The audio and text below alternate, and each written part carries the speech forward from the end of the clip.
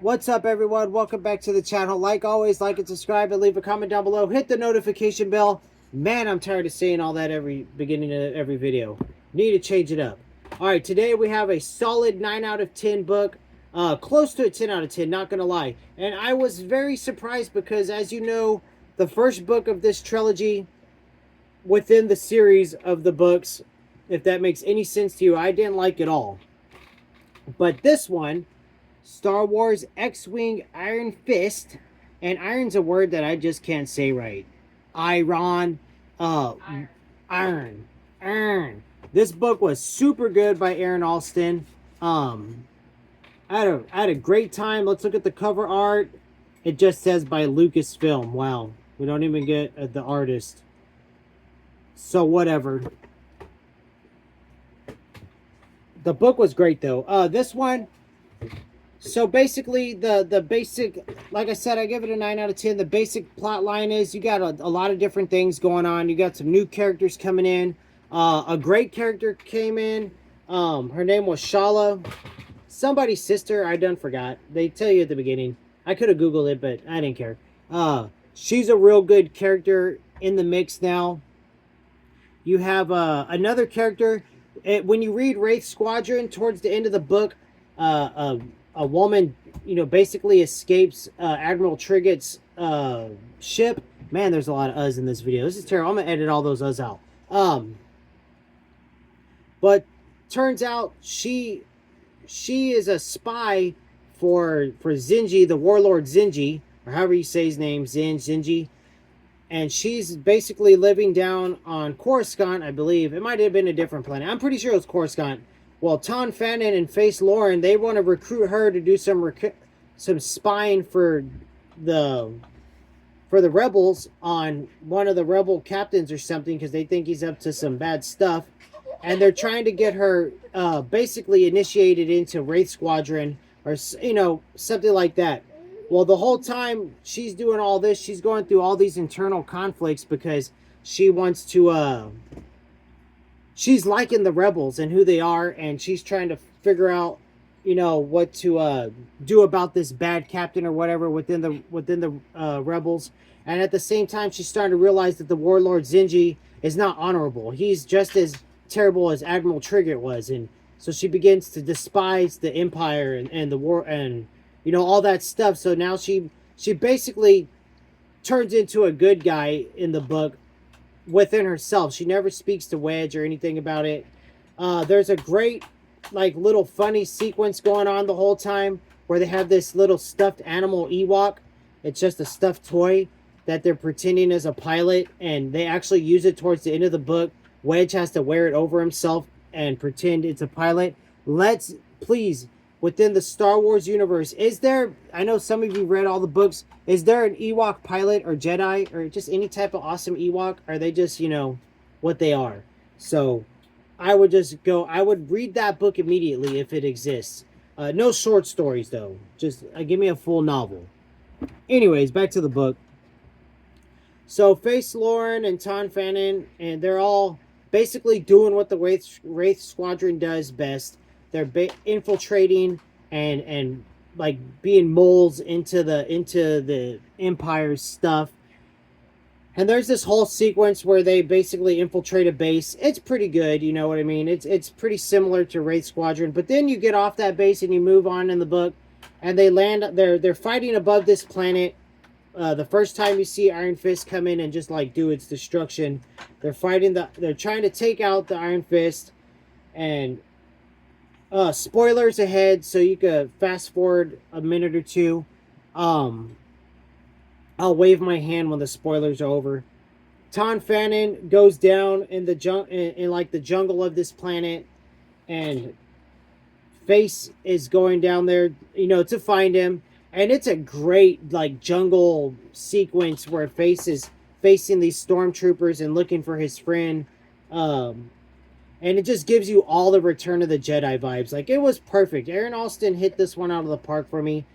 I don't know why Wraith Squadron didn't work out for me, but this one did. And the Solo Command is a direct sequel that I will be getting to. I do have something before that I want to read, but it's coming up after this next book. Anyways, Great sequence in the jungle stuff. And then the final battle sequence, the basically the warlord Zinji is after another superstar destroyer called the Razor's Kiss, which is a great name for a ship. Kudos, Aaron Alston, for that. Um, Iron Fist is also a great name, but he he recruits these pirates, which insert some of your Wraith Squadron again, Face Lorn being one of them, and a couple of others. And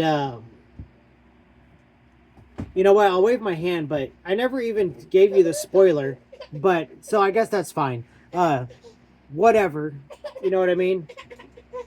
The final battle sequence is amazing at the end of the book. Like, it's so good. I read a couple of parts twice because I was like trying to picture all the action, and that's the best part about media tie-in books is you've seen the movies, so you can picture almost everything like crystal clear. And I think that's what makes Star Trek and Star Wars so, like, I don't know, they're so fun to read. The final battle sequence was great. You had the infiltrators with Face Lauren and his crew, basically, pretending to fight for the warlord. You had Shala; she was on the Razor's Kiss, basically setting off these plans to destroy it, like secretly or whatever. And then you had the rest of them out in the battle. And there's a whole nother sequence with your other new character, Laura. She has two names for a while, but her name's Laura. And that's a pretty good side story going on with her. Like I said, she was basically trying to leave her past behind and become something new, whatever. And then you get a little bit of Han Solo in this book. And I'm assuming, and I think somebody told me, the next book's called Solo's Command. So I'm assuming we're going to get a lot of Han Solo in that one. And I'm pretty excited because when Solo pops up, it beefs the book up so much. Like, I know a lot of people love the books that don't have the main characters, but right now where I'm at in the expanded universe, I love seeing those characters come back. That's why the Thrawn trilogy is so good. It's so good with Han, Leia, and Luke and the cast. Now I'm sorry about the kid in the back. I don't know what's going on back there. Someday we'll have our new house and I'll be able to escape from his constant craziness. But anyways, if you've been a part of the channel for any period of time, you know this is what it is. I don't even care anymore. Let him cry and scream. It gives my channel something different. The chaos. But Iron Fist was a definite 9 out of 10. And I just noticed when that like few sentences that I said just did, how much more could I have moved my head? Anyways, Star Wars X-Wing Iron Fist by Aaron Alston, 9 out of 10. I could go on for a while about it because I really liked it. But yeah, it was a great way to end April. I'm recording this video on April 30th of 2026, my final book of April, and it was a great way to end the month. And starting off May, we are going to be reading Mark Cameron's Open Carry. I've been waiting to get into his stuff since I read his Tom Clancy Red Winter book. So this is his Arliss Cutter series.